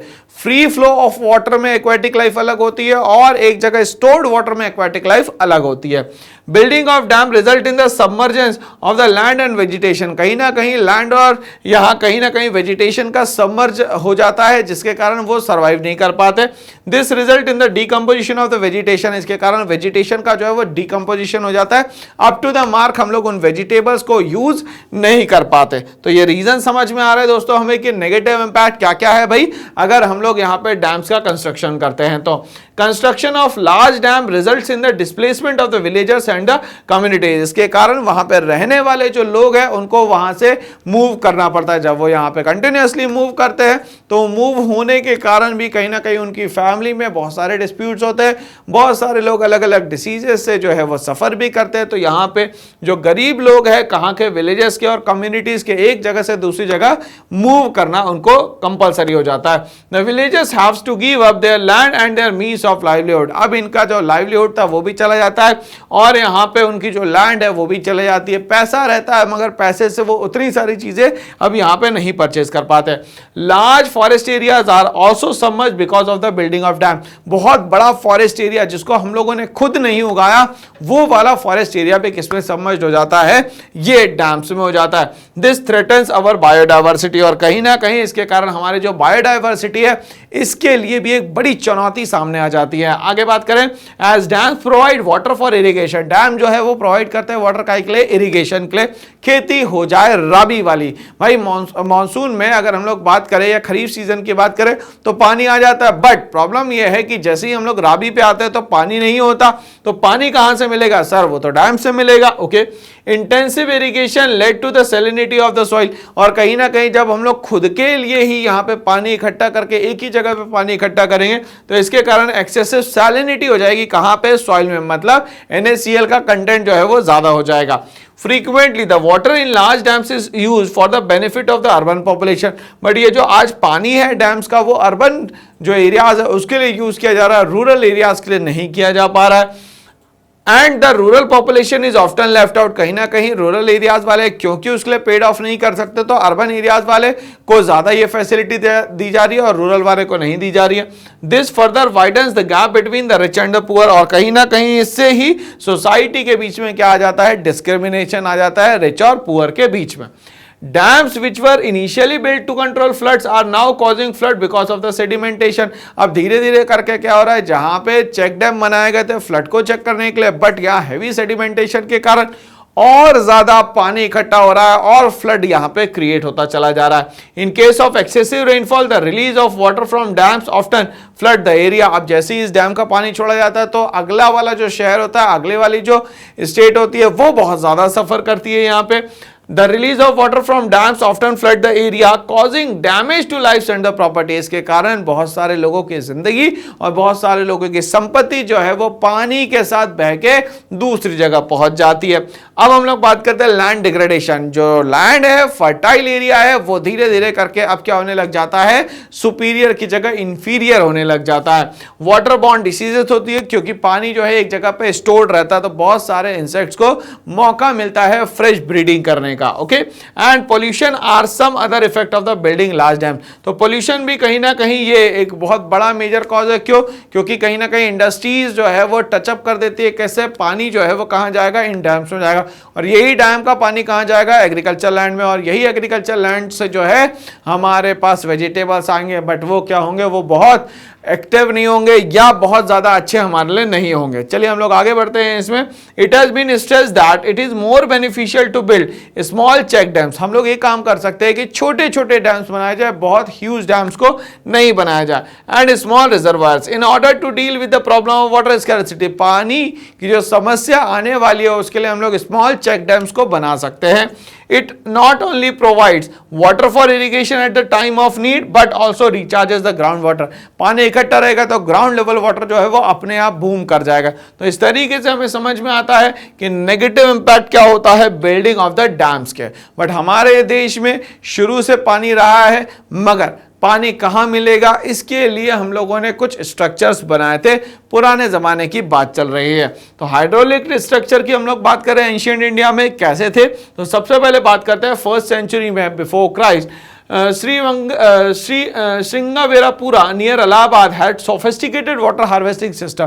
तो श्रृंगावेरापुरा जो इलाहाबाद के पास है वहाँ पे एक अनोखा वाटर हार्वेस्टिंग सिस्टम हमें मिलता है। Channelling the flood water of the river Ganga. तो रिवर गंगा का जो अलग से पानी आता था, फ्लडेड करता था, उसको वो चैनलाइजिंग कर देता था, जिसके कारण इलाहाबाद तक के पानी नहीं पहुंच पाता था। During the time of the Chandragupta Maurya लगभग 350 BCE की बात हो रही है। Dams, lakes and irrigation system were extensively used. तो याद करिएगा कि चंद्रगुप्त मौर्य का जो समय था वो लगभग 350 BCE था। उस समय पे डैम्स, लेक्स और इरिगेशन सिस्टम पे काफी ध्यान दिया गया था। तो ऐसा है कि एंशिएंट टाइम में भी जो हमारे पास चैलेंजेस थे उसको हम लोगों ने एक्सेप्ट किया और उससे हम लोग क्या होते हैं, ओवरकम होते हैं। Evidences of sophisticated irrigation work have been found। अब बहुत सारी जगह जो sophisticated एरियाज है वहां पे भी वाटर सिस्टम बहुत अच्छा था। कैसे? कलिंगा उड़ीसा में, नागार्जुनकोंडा आंध्र प्रदेश में, बेन्नूर कर्नाटका में, कोल्हापुर महाराष्ट्र में। इन सारी जगह पे सोफिस्टिकेटेड इरिगेशन क्यों? क्योंकि यहाँ पानी बहुत ज़्यादा नहीं है और पानी बचाना जो है वो बहुत बड़ा टास्क है। तो यहाँ पे प्रॉपर सिस्टम बनाए गए और इरिगेशन फैसिलिटीज़ भी यहाँ पे दी गई। In the 11th century Bhopal lake one of the largest artificial lake of its time was build. ठीक है, कहा जाता है भोपाल में जो उस समय राजा थे जिनका नाम था राजा भोज, ठीक है, जिसको हम लोग भोजपाल भी कहते हैं, उनको कहा जाता है कि कोई स्किन डिसीज होती है जिसके लिए कहा जाता है कि तुम अलग अलग जगह से पानी ला के अगर उसमें स्नान करोगे और उसमें नहाओगे तो हो सकता है ये जो स्किन डिसीज है वो पूरी की पूरी खत्म हो जाए। तो 11th सेंचुरी में बनने वाला भोपाल लेक जो है, जिसको हम लोग आज भोजपाल की नगरी के नाम से भी जानते हैं, उनकी कहानी ऐसी है कि इनने आर्टिफिशियल लेक बनाया और आज वो बहुत बड़ा लेक बना हुआ है। चलिए आगे बात करते हैं हम लोग। In the 14th century the tank in Hauz Khas Delhi was constructed by the Iltutmish. ये क्वेश्चन पूछा जाता है भाई कि इल्तुतमिश में कौन सा टैंक बनाया दिल्ली में, तो उसका नाम है Hauz Khas, for supplying water to the Siri fort area. Siri fort area तक के पानी पहुंचाने के लिए बनाया गया था यहाँ पे हौस खास। तो इस तरीके से जो हाइड्रोलिक स्ट्रक्चर है वो हमारे लिए बहुत ज्यादा इंपॉर्टेंट हो जाते हैं दोस्तों। अब हम लोग बात करते हैं जहां पे कंक्रीट जंगल बन रहा है कंटिन्यूअसली, वहां क्या ग्राउंड लेवल वाटर जो है क्या उसको रिचार्ज नहीं करना चाहिए? क्या ये पानी अगर नीचे से खत्म हो जाएगा तो क्या हमें पानी नहीं मिल पाएगा? ये हो सकता है कि हमें पानी ना मिले। इसीलिए यहाँ पे हम लोग सजेस्ट करते हैं कि आप अपने छत के ऊपर, घर के ऊपर रेन वाटर हार्वेस्टिंग सिस्टम लगाएं, जिससे आपके पास पानी बचा रहे और ग्राउंड लेवल वाटर में जो है वो क्या हो जाए और इंक्रीमेंट होते चला जाए और ये जो है वो इंक्रीज होता चला जाए। तो समझते हैं ग्राउंड लेवल वाटर को बढ़ाने के लिए, उसको स्टोर करने के लिए और हमें हमेशा पानी मिलता रहे, उसके हम लोग क्या करना पड़ेगा? तो इसका रिजल्ट जो है वो ये आता है rain water harvesting. Sir rain water harvesting is everything, आपके लिए हमेशा पानी अवेलेबल यहाँ पे वो करवाएगा। कैसे? Rain water harvesting is a technique of collecting and storing rain water. ठीक है, तो पानी को कलेक्ट करने का एक बहुत अच्छा तरीका जो है उसको हम लोग बोलते हैं rain water harvesting for domestic use. It is done in the following veg. किस तरीके से ये होता है ये हम लोग यहाँ पे समझने की कोशिश करते हैं। देखिए भाई, यहाँ पे ये पूरा सिस्टम बना हुआ है। रेन वाटर हार्वेस्टिंग में क्या होने वाला है ये हम लोग देख लेते हैं। ठीक है ना भाई, चलिए ये घर बना हुआ है, घर में आप लोगों ने क्या कर लिया, पानी इकट्ठा कर लिया। ठीक है, ये यहाँ पे पानी इकट्ठा हो गया आपका पूरा, ये कलेक्शन एरिया बन गया। अब ये पानी को आपने कनेक्ट करा यहाँ पे, ये देखिए यहाँ पे हो गया ये सिस्टम, ये इकट्ठा कर लिया पानी। ठीक है, जिस पाइप से आएगा उसको कंडुइट कहते हैं। अब ये यहाँ पे मान लेते हैं ये पानी आपको यहाँ से निकालना है, ठीक है। तो ये यहाँ से इसको इंटरनली कनेक्ट कर दिए ताकि क्या हो जाए भैया, ये रिचार्ज हो जाए। तो ग्राउंड लेवल वाटर को बढ़ाने का एक तरीका जो है वो सबसे अच्छा जो है वो है रेन वाटर हार्वेस्टिंग। इसी पानी को और यहाँ पे स्टोर भी किया जा सकता है अपने डे टू डे यूज के लिए। उसमें टैप लगा के आप सीधा का सीधा उसका पानी का इस्तेमाल कर सकते हैं। यहाँ पे रेन वाटर हार्वेस्टिंग जो सिस्टम है वो हमें पूरा का पूरा क्लियर होता चला जा रहा है। ठीक है। Rain water on the rooftop is first collected using a PVC pipe. जो रेन वाटर को सबसे पहले रूफटॉप से कलेक्ट किया जाता है वो पीवीसी पाइप के थ्रू किया जाता है, पॉलीविनाइल क्लोराइड पाइप के थ्रू किया जाता है, क्योंकि ये लाइट वेटेड रहते हैं और दूसरा इसकी लाइफ जो है वो भी ज्यादा होती है। Water is then filtered by using sand and bricks, और इसको फिल्टर करने के लिए हम लोग सैंड और ब्रिक्स का क्या है, एक कंपोजिशन, एक रेशियो रख सकते हैं यहाँ पे। Water is then taken down either to the sump, a hollow structure और the depression where the liquid collected. इसके बाद एक नेक्स्ट स्टेज पे ऐसी जगह जाएगा जहां पे होलो स्ट्रक्चर और जहां पे पानी इकट्ठा किया जा सके, for immediate use or to a well or any other structure which is dug into the premises of the house. और ऐसी जगह पे या तो इसको एक टैंक में रख दीजिए या तो यहाँ पे एक वेल लाइक स्ट्रक्चर बना दिए जिसमें क्या हो सकता है, पानी पूरा का पूरा क्या हो सकता है दोस्तों, यहाँ पे स्टोर हो सकता है। तो इस तरीके से हमें समझ में आ रहा है कि स्टेप्स क्या रहेंगे सर यहाँ पे रेन वाटर हार्वेस्टिंग के। तो स्टेप्स जो है वो हमें यहाँ पे पता होना चाहिए। तो वाटर हार्वेस्टिंग जो है वो हमारे लिए बहुत ज़्यादा ज़रूरी है और ये लाइफ लाइन जो है वाटर, ये कंजर्व करना भी हमारे लिए बहुत ज़रूरी है। तो अलग अलग जगह एंशिएंट टाइम पीरियड में जब यहाँ फैसिलिटीज़ नहीं होती थी उस समय पे भी इन लोगों ने कुछ ना कुछ तो जुगाड़ करी होगी, कुछ ना कुछ तो व्यवस्था करी होगी दोस्तों। तो वो क्या व्यवस्था, क्या जुगाड़ थी, ये हम लोग बात करेंगे अलग अलग स्टेट्स में या अलग अलग प्रोविंसेस में। चलिए आगे बढ़ते हैं इसमें। Water from this well can be use later for domestic consumption. जो पानी इकट्ठा किया रहता था उसको फिर बाद में क्या करते थे, पानी का ही यूज किया जाता था, वही स्टोर्ड वाटर का। It also recharges the water table, जिसके कारण क्या होता है, वाटर टेबल भी क्या है, इंक्रीज होता है। India has a long tradition of water harvesting, और देखा जाए तो इंडिया में बहुत पुराने समय से ही वाटर को हार्वेस्ट किया जा रहा है, मतलब वाटर को कंजर्व किया जा रहा है। The technique differed from region to region, but problem ये होती है कि अलग अलग जगह अलग अलग जोग्राफिकल चैलेंज है। जिस तरीके से जोग्राफिकल चैलेंज होगा उस तरीके से यहाँ पे वाटर हार्वेस्टिंग का जो सिस्टम है वो चेंज होगा। And was also called by the different names, मगर वहां पे जैसा उनका काम होगा, अलग अलग तो काम है वैसे ही उनका नाम होगा, मतलब अलग अलग नाम होंगे यहाँ पे। चलिए, rain roof water harvesting was practice in Rajasthan and in Bengal. तो रेन रूफ वाटर हार्वेस्टिंग जो है, क्योंकि यहाँ कम पानी आ पाता है, जैसे मैंने आप लोगों को बताया था कि भाई जो पानी का सिस्टम है वो माउंटेन्स पे डिपेंड करता है, और ये जो माउंटेन्स है आपको पता है कि देखिए, अगर मान लेते ये माउंटेन है और इधर से पानी आ रहा है तो इस तरफ तो गिर जाएगा। क्यों? क्योंकि ये कौन सा वाला एरिया है सर, तो ये विंडवर्ड साइड है। पानी कहां नहीं गिरेगा सर, तो ये लीवर्ड साइड नहीं गिरेगा। ओके, चलिए, लीवर्ड साइड पानी नहीं गिरने वाला दोस्तों। ओके, यहां तक के क्लियर हो गया मेरे ख्याल से। तो विंडवर्ड और लीवर्ड साइड तो समझ में आ गया सर। अब ध्यान से समझिएगा कहानी क्या हो रही है कि राजस्थान में पानी नहीं गिर रहा। राजस्थान में पानी इसलिए नहीं गिर रहा क्योंकि ये अरावली रेंज है, ठीक है। और दूसरा, अगर हम लोग यहाँ पे बात करते हैं बंगाल की, तो बंगाल में भी पानी नहीं गिरेगा। क्यों? क्योंकि यहाँ पे कौन सी रेंज है भाई, कोई रेंज नहीं है। और आगे चले जाता है ये पानी तो मेघालय में खासी, जयंतिया और गारो, ये हिल्स के कारण सबसे ज्यादा पानी गिराता है। तो पानी ना गिरने का कारण जो है वहां के हिल्स और वहां के माउंटेन्स है। चलिए, बट वहां पे रेन वाटर जब भी आता है, जितना भी परसेंटेज में आता है उसको यहाँ पे स्टोर किया जाता है। Long canals were taken out from large reverse. अब यहाँ पे बोल रहा है कि जो लॉन्ग कैनाल्स है उसमें जो पानी आता है वो लार्ज रिवर से आता है। कहाँ से आता है दोस्तों? यहाँ पे लार्ज रिवर से आता है, ठीक है। Which received water during flooding of the water. कब आएगा ये पानी? जब फ्लडिंग हो रहा है वाटर, उसको क्या करेंगे हम लोग यहाँ पे स्टोर करने की कोशिश करेंगे। इनंडेशन मतलब ज्यादा से ज्यादा जब पानी आ जाए, सैलाब आ जाए पानी का, canals and dry region of the western India. और देखा जाता है कि एक समय पे कैनाल में अच्छा खासा पानी रहता है और एक समय पे ये पूरा का पूरा पानी जो है सूख जाता है, ठीक है ना भाई। तो ये कहीं ना कहीं हमें वाटर हार्वेस्टिंग करना बहुत ज्यादा जरूरी है। तो वेस्टर्न इंडिया की कहानी यहाँ पे समाप्त होती है। अब हम लोग यहाँ पे आगे बढ़ते हैं भाई। Agriculture field were converted into rain fed storage structure. जो एग्रीकल्चर फील्ड है जो एग्रीकल्चर फील्ड पूरी की पूरी है उसको धीरे धीरे करके हम लोग क्या कर रहे हैं, कन्वर्ट कर रहे हैं रेन फेड स्ट्रक्चर में, मतलब वहाँ पानी इकट्ठा किया जा रहा है। This help the soil to gain moisture, जिसके कारण क्या हो जाएगा भैया, वहाँ पे सॉइल में मॉइस्चर आएगा। मॉइस्चर आने के कारण यहाँ पे सॉइल की फर्टिलिटी भी एक समय बाद बढ़ जाएगी। क्यों? क्योंकि यहाँ पानी ना रहने के कारण सॉइल जो है वो एक्स्ट्रा जो फर्टिलिटी होनी चाहिए थी वो ख़त्म हो जाती है सॉइल की, इसीलिए यहाँ पे कहीं ना कहीं हमें पानी तो देना ही पड़ेगा सॉइल तक है। Okay, in Rajasthan many houses had underground storage tankas, ठीक है, हम लोग टैंक बोलते हैं, वहां पे इसको टंका कहा जाता है। घरों के नीचे जो है पानी स्टोर करने के लिए टंका बनाया जाता था, जो कि गर्मियों के समय के लिए बहुत ज्यादा जरूरी है और वो साफ भी रहता था।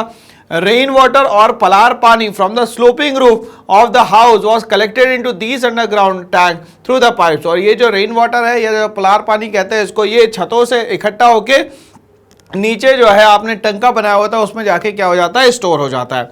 Rain water harvesting is one of the most important method to deal with the scarcity of water. Rain water harvesting ही सबसे अच्छा अल्टीमेटली तरीका है जिससे आप पानी को यहाँ पे बचा सकते हैं।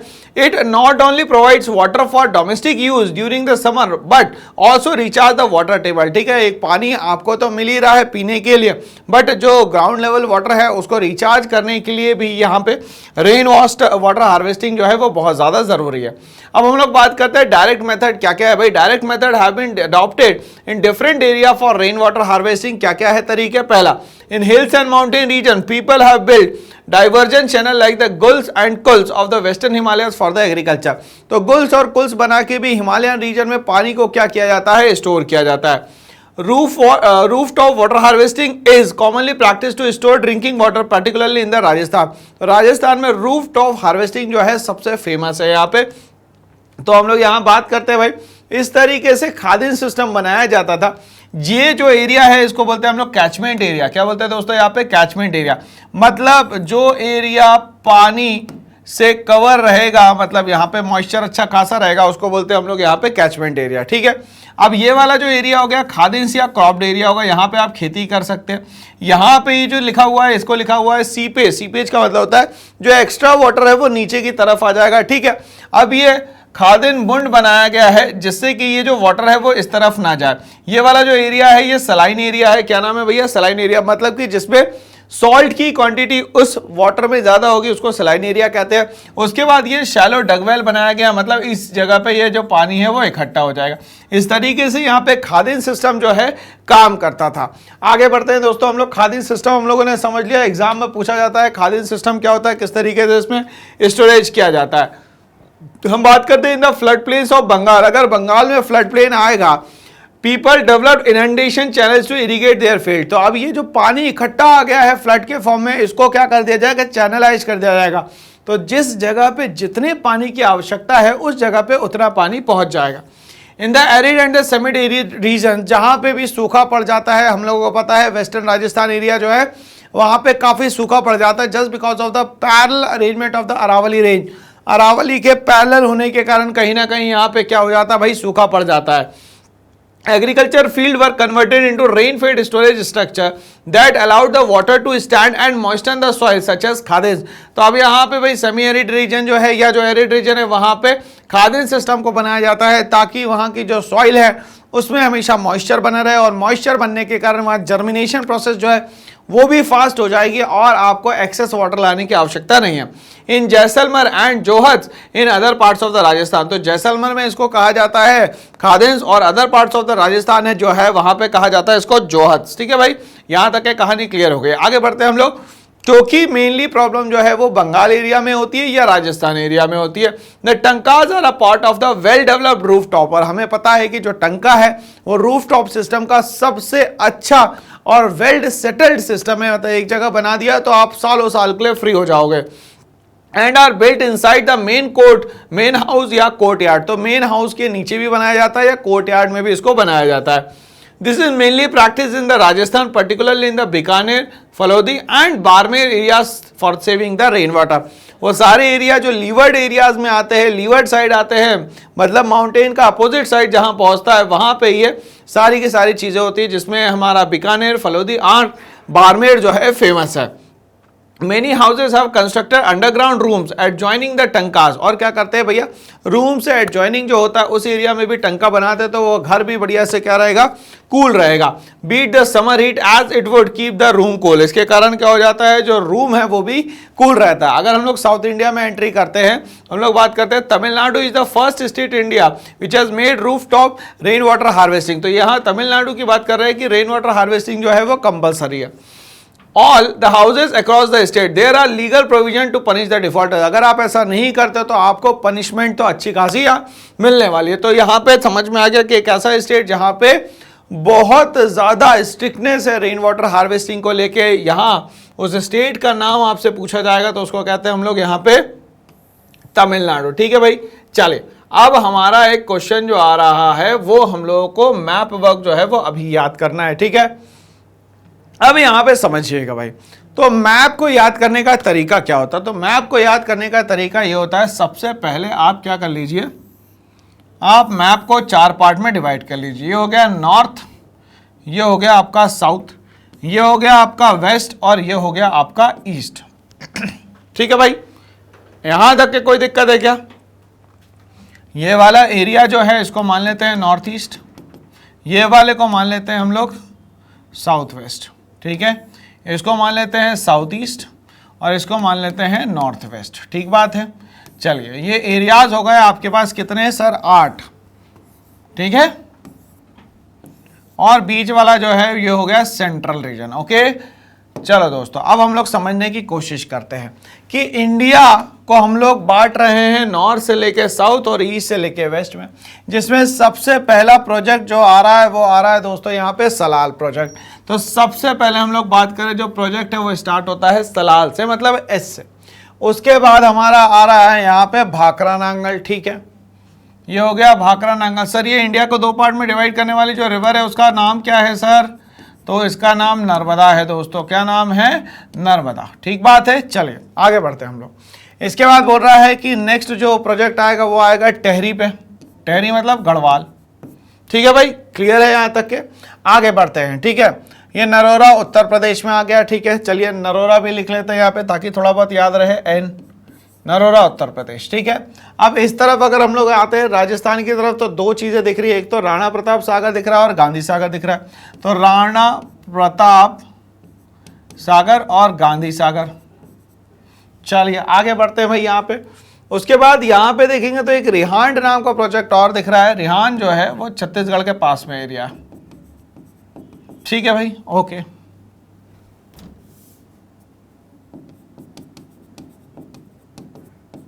ठीक है, यहाँ तक है, क्लियर है? ओके, अब आगे हम लोग बढ़ते हैं यहाँ पे। तो यहाँ पे 2-3 प्रोजेक्ट और है जो समझ में आ रहे हैं। एक तो हमें ये समझ में आ रहा है भाई रिहांद हो गया, उसके बाद तिलैया हो गया, कोनार हो गया, मैथुन हो गया और ये दामोदर हो गया। ठीक है ना। इसके बाद अगर हम लोग नीचे आते हैं यहाँ पे तो इसके बाद हम लोग को यहाँ दिख रहा है सरदार सरोवर। सरदार सरोवर को मैं लिख लेता हूँ SS। ये हो गया हमारा सरदार सरोवर नर्मदा पे। उसके बाद हो गया यहाँ पे परवरा। उसके बाद इधर आ जाओ तो इधर आ जाता है कोयना।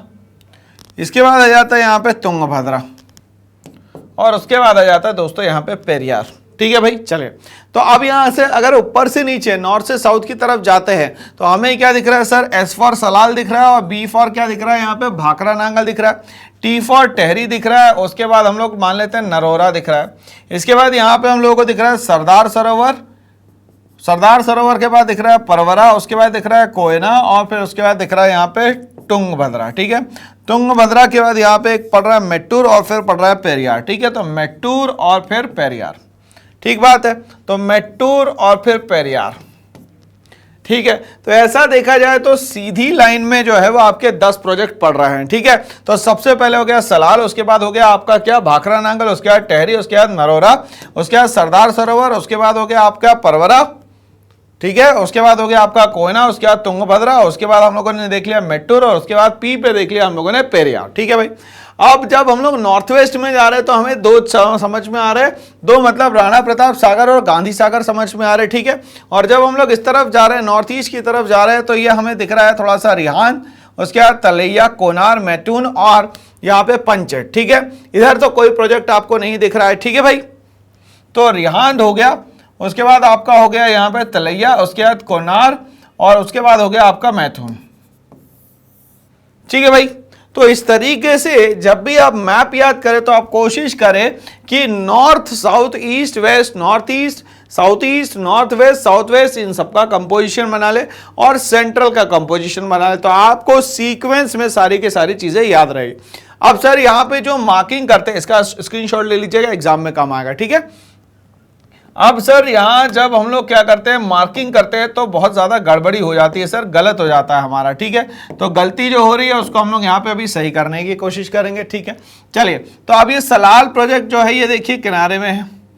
ठीक है, उसके बाद भाखड़ा नंगल जो है वो बीच में है। ठीक है, टहरी भी बीच में है, तो आपको याद रखना है कि सलाल प्रोजेक्ट जो है वो कॉर्नर में है, भाखड़ा नंगल जो है वो बीच में है और ये टहरी जो है ये भी बीच में है। ठीक है, राणा प्रताप सागर और गांधी सागर दोनों ही राजस्थान में, तो आपसे क्वेश्चन ये पूछा जा सकता है कि भाई ऐसा एरिया जो लीवर्ड साइड में जहाँ पानी कम है और वहाँ पे भी दो जो है डैम्स बने हुए चंबल रिवर पे, उसका नाम क्या है, तो राणा प्रताप सागर और गांधी सागर। ठीक है, इधर हम लोग बढ़ते हैं तो यहाँ आ जाता है रिहांड और इसके बाद ये आ जाता है तलैया और कोनार और मैटून और पंचेट। तो यहाँ पे क्या हो गया भैया, रिहांड हो गया, तलैया हो गया, कोनार हो गया, इसके बाद आपका पंचेट हो गया और क्या हो गया यहाँ पे मैथुन हो गया। ठीक है, तो इस तरीके से ये वाले प्रोजेक्ट हम लोग को याद हो जाते हैं। ठीक है,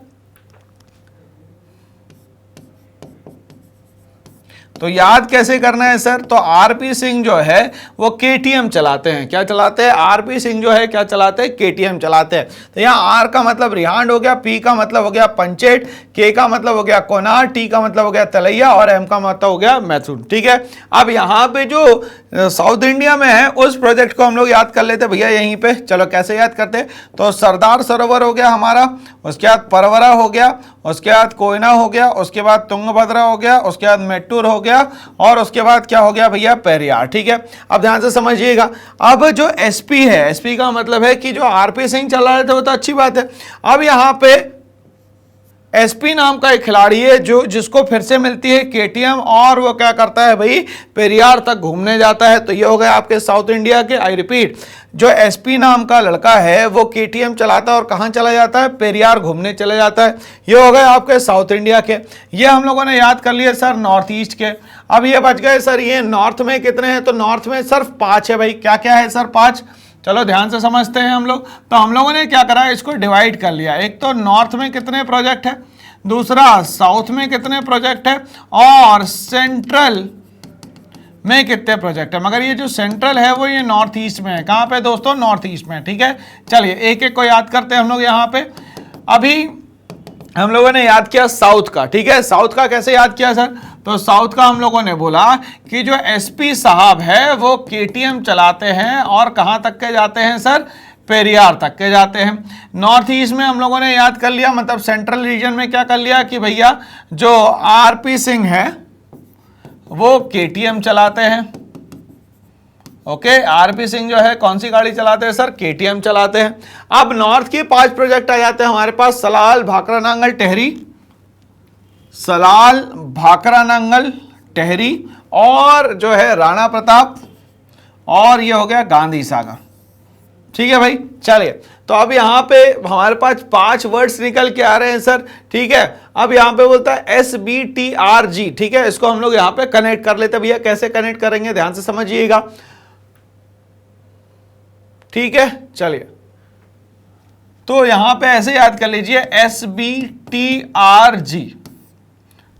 ठीक है, तो ये SBTRG क्या है सर, तो सबसे पहले आएगा सलाल प्रोजेक्ट, बी का मतलब होता है भाखड़ा नंगल, टी का मतलब तहरी, आर का मतलब राणा प्रताप और ये हो गया गांधी जी या गांधी सागर। ठीक है, तो यहां पे बोलते हैं सब मिलके, ठीक है, ट्रैवल करते हैं, कहां जाते हैं, राणा प्रताप सागर और गांधी जी के पास।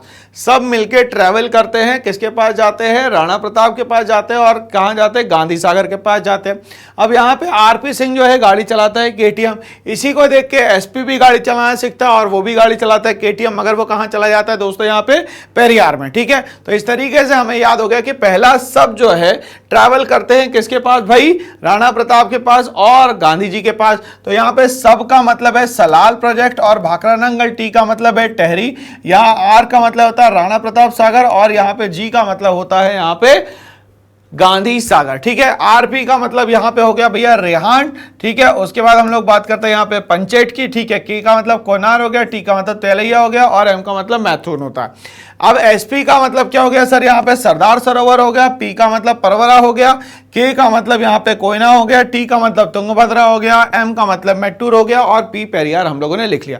तो इस तरीके से देखा जाए तो ये कितने प्रोजेक्ट हो गए सर, 1 2 3 4 5 6 7 8 9 10 11 12 13 14 15 16। तो ये 16 मेजर प्रोजेक्ट जो है वो आपको याद हो जाएंगे। कितने?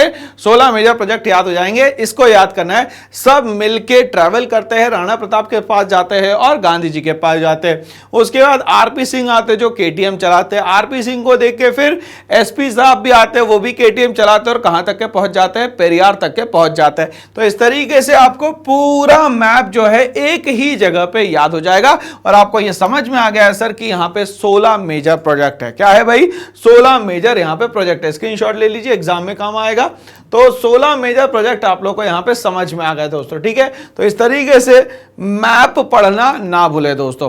तो ऐसे ही इनोवेटिव आइडियाज के साथ हम लोग नॉलेज को गेन करेंगे, परमानेंट मेमोरी में सारी चीजें रखेंगे। बट इसके लिए सबसे पहले मेरे साथ जुड़ जाइए, समय 1 सेकंड का निकालिए, उस चैनल को लाइक शेयर सब्सक्राइब कर दीजिए। इसके बाद करना क्या है सर, आपको अब हम सब कुछ देंगे। कैसे देंगे सर? तो लिंक दिया है भाई डिस्क्रिप्शन बॉक्स में सारे कंटेंट के साथ। हमसे आप कभी भी कांटेक्ट कर सकते हैं। क्या करना है सर उसके लिए? तो ये फोन नंबर को सिर्फ लगाना है और हम लोगों से आपको डिस्कशन करना है सर कि ये दिक्कत आ रही है, ये दिक्कत आ रही है। जितनी समस्याएं होंगी उन सब का समाधान हम यहां पे देंगे। तो आपको होप सो ये पूरा वीडियो समझ में आ गया होगा। अगर नहीं भी समझ में आया, कुछ डाउट लग रहा है, तो आप कमेंट बॉक्स में बिल्कुल आप लिख सकते हैं जो भी चीजें यहां पे समझ में नहीं आई है। Thanks for watching.